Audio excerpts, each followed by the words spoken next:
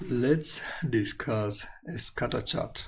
Suppose you have spending on ad advertisements and we have a revenue there. We want to see, is there a relationship between the ad spend and the revenue? When you increase the ad spend, does the revenue increase in effect? So a scatter chart is best for identifying relationships between two variables. So in order to obtain this chart that I have already obtained here, select that data, go to Insert tab, Recommended Charts, and if it's not displaying there, go to All Charts and XY Scatter Chart, click on it and you have it. Okay, so that's how I obtained this, and I went on to format it even further. So, and my title is How Are Ad Spend and Revenue